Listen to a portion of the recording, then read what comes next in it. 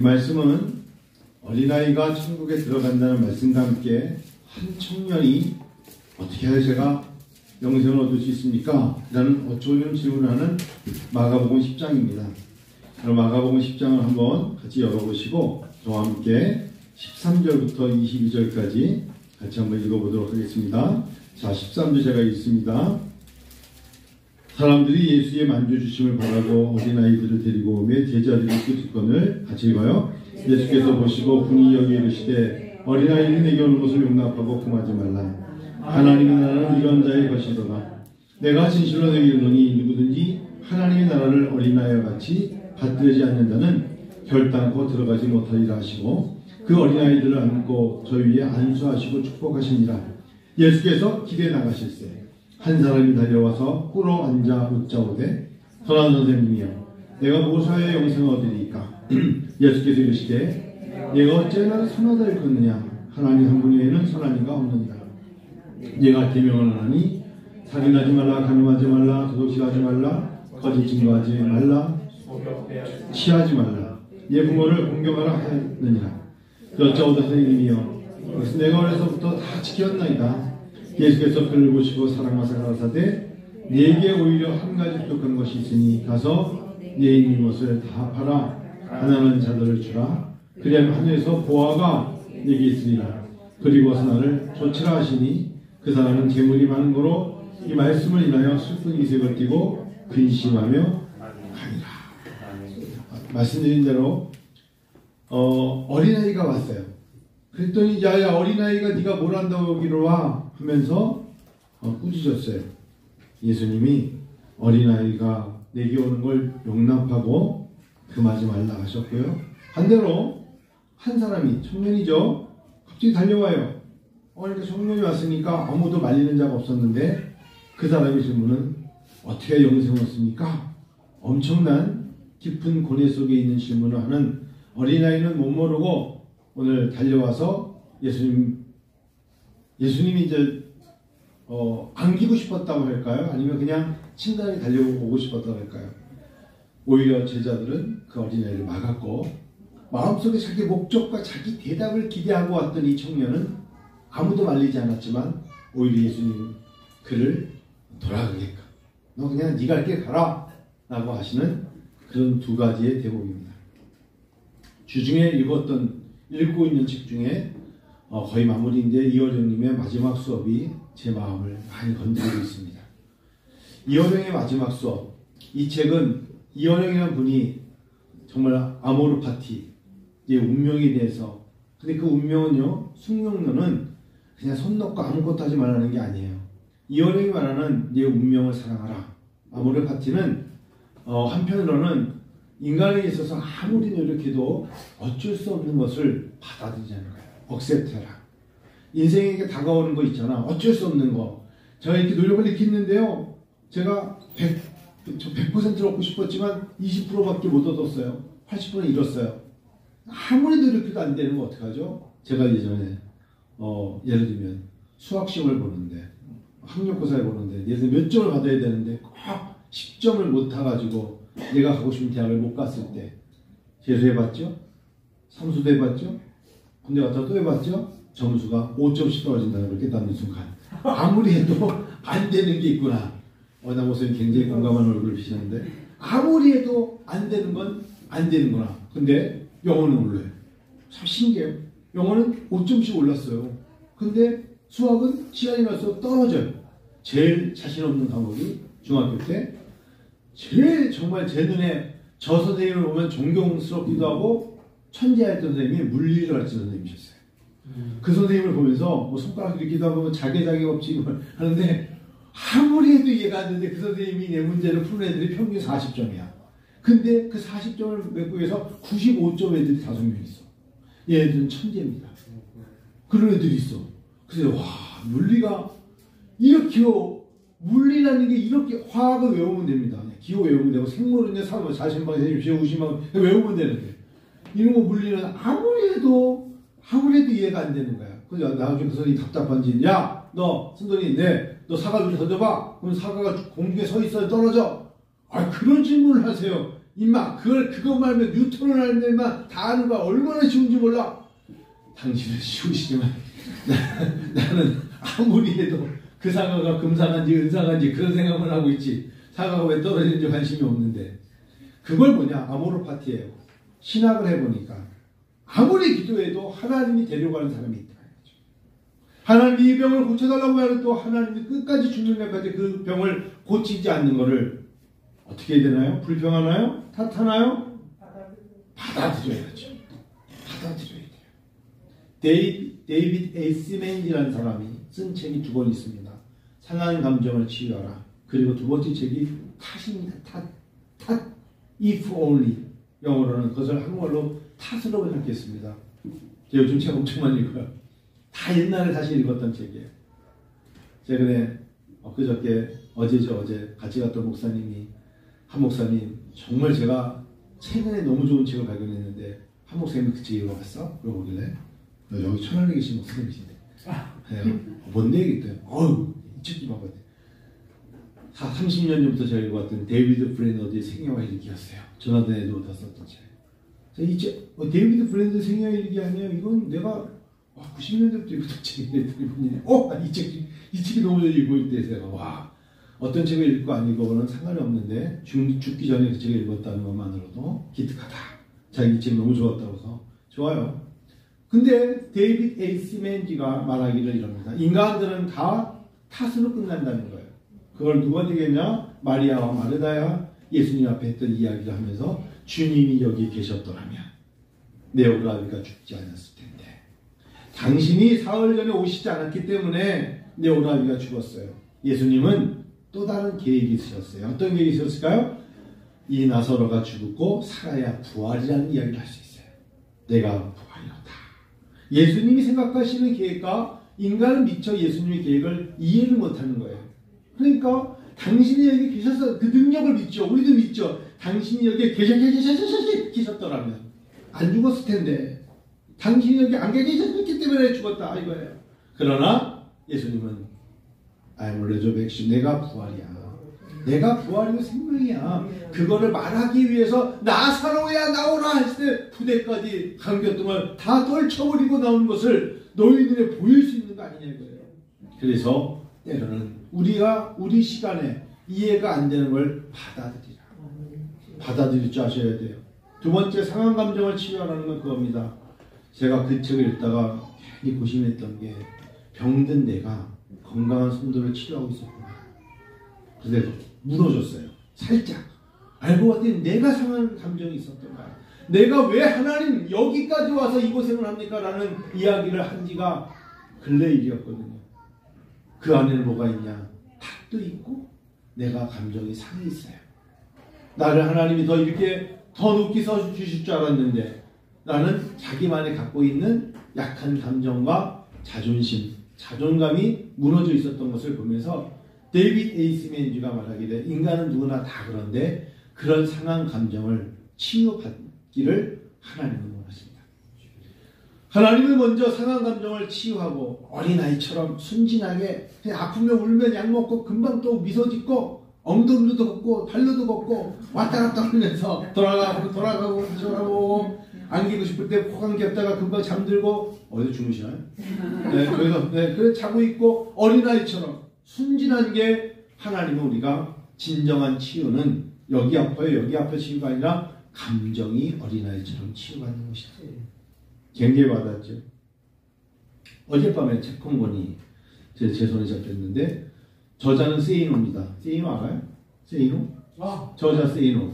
그리고 세이노의 가르침. 이 책입니다. 7,200원짜리. 원래 6,000 얼마짜리인데 7,200원 주고 제가 어제 한 3분의 1 읽으면서 잠이 들었는데 세이노의 가르침. 이게 최근의 베스트셀러입니다. 제가 아는 사람들이 저한테 한 교수님 세이노의 가르침 한번 읽어봐요. 그거 공학생 읽지 마세요. 이거 공학생한테 저는 도움이 안 되는 책이에요. 근데 이 say no는 일본 사람이 아니라 말할 때 say no 아니라고 말해라 이거예요. say no 말 그대로 그냥 say, said, say, no 아닌 건 아니라고 거절할 수 있는 사람이 되라. 그러면서 여기 이 사람이 말하기를 인생이 자꾸 자기도 모르게 쉽게 가려고 컵라면에 물을 부으면 금방 먹을 수 있는 인생을 살면서 성공하기 원하는데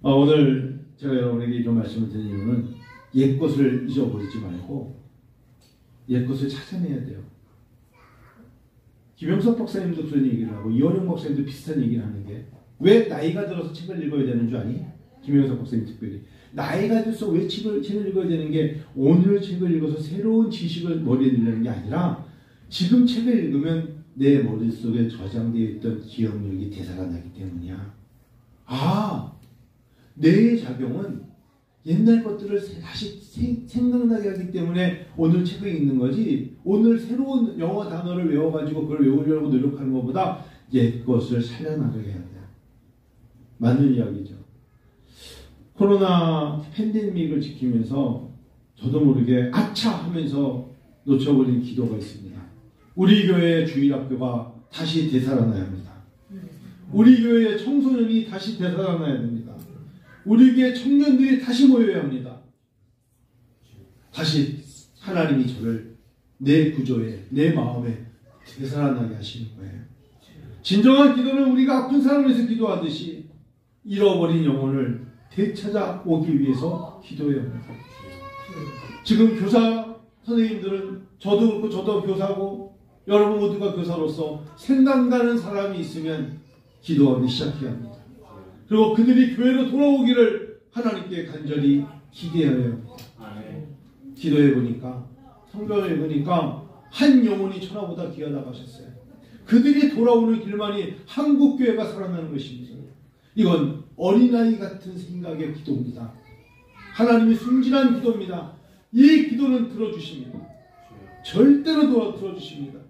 그래서 다시 어린아이와 청소년과 청년들이, 그리고 물론 장년들도 마찬가지고 하나님께 돌아오게 해달라고 온 성도가 소리치며 기도해야 됩니다. 이 땅에 어린아이가 없는 게 아니고 이 땅에 청소년이 없는 게 아닙니다. 하나님은 그들을 사랑하시고요, 우리를 사랑하는 것만큼 그들을 사랑하십니다. 그리고 그들이 돌아오기를 원하시는 겁니다. 청년의 머릿속에 율법은 가득 찼지만 영혼에 대한 사랑이 없었고, 자기가 지키고 있는 것에 자기만의 신앙의 보존을 알았지만, 청년의 비유는 그런 겁니다.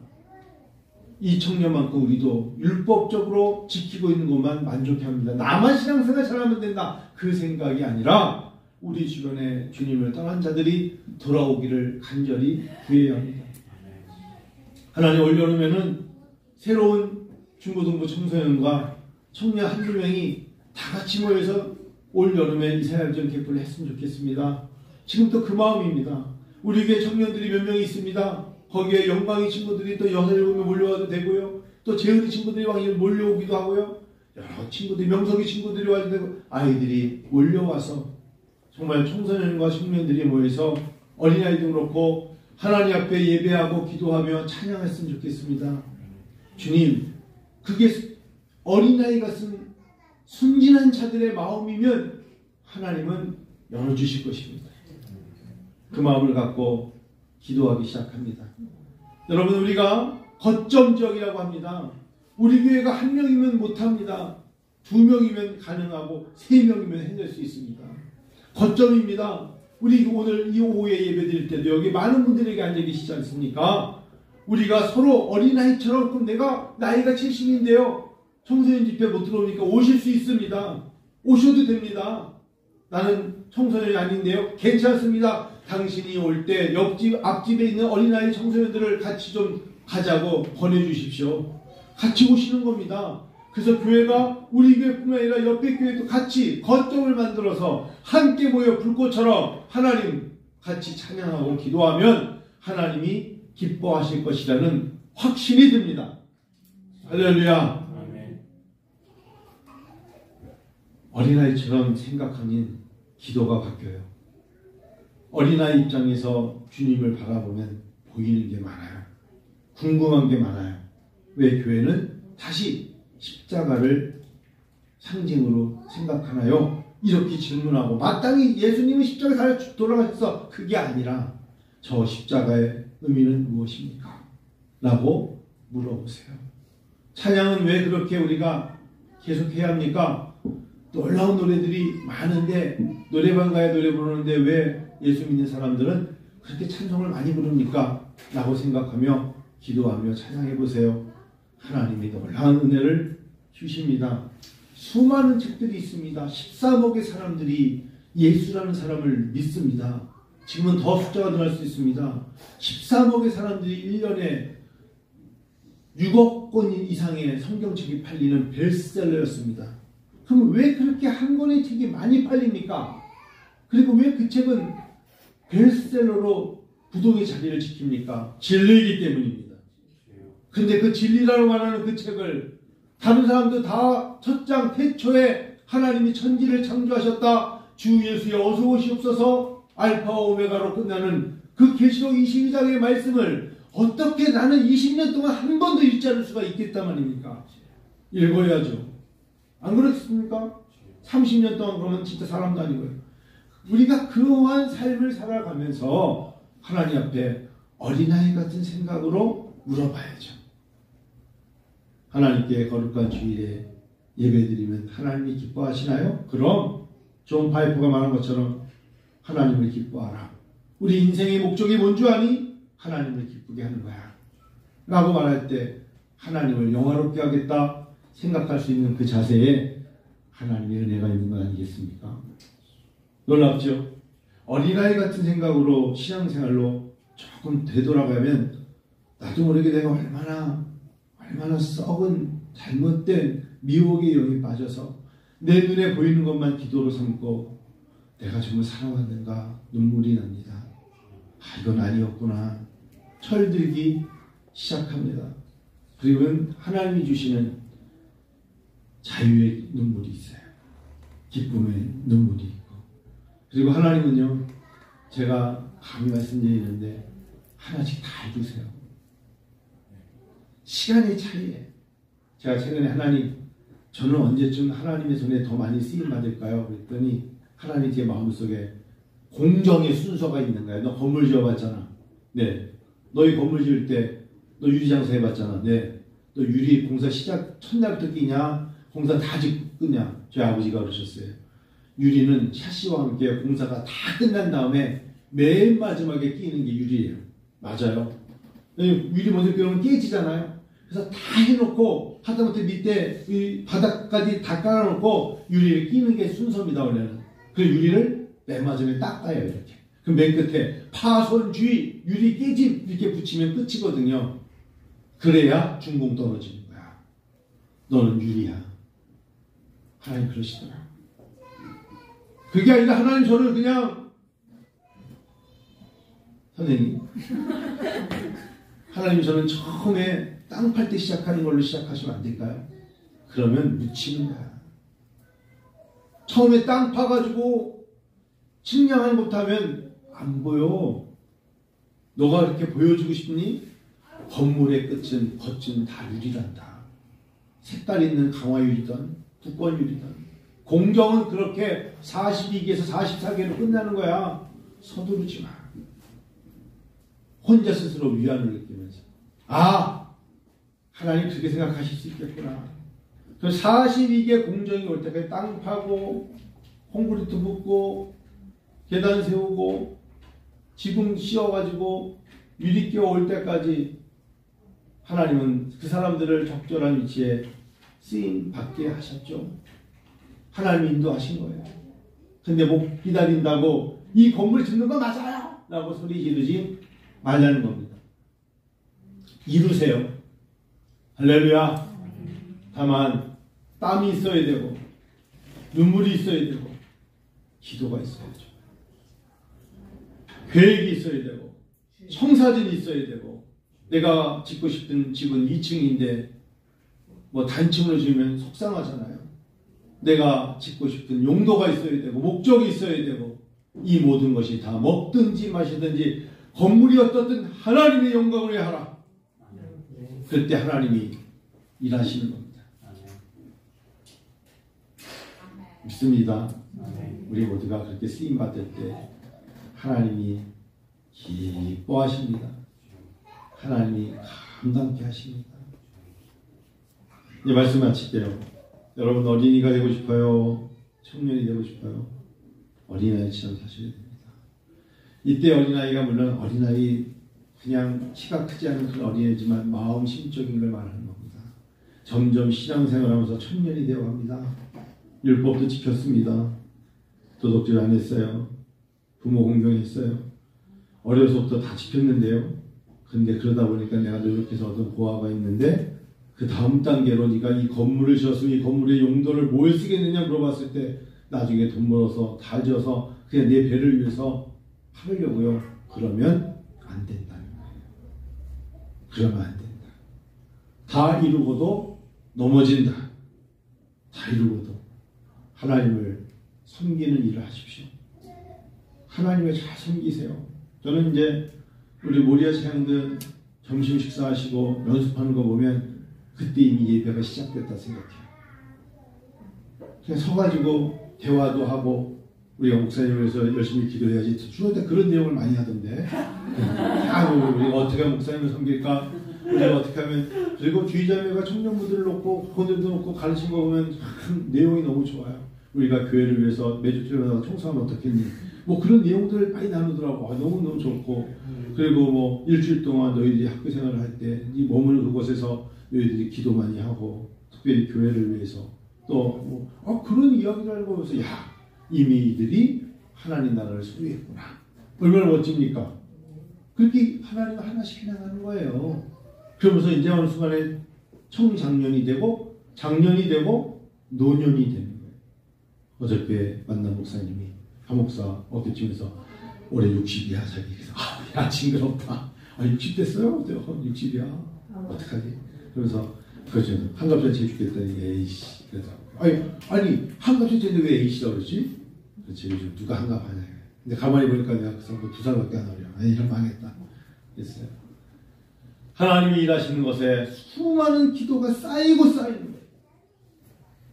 얼마나 많은 시간을 찬양을 드려야 하면 좋을까? 죽을 때까지 찬양합니다. 어느 정도 기도해야 하나님 좋아하실까? 마지막 손 놓고 주님께 예수의 이름으로 기도하고 끝납니다. 우리 기도합시다. 같이 기도합니다.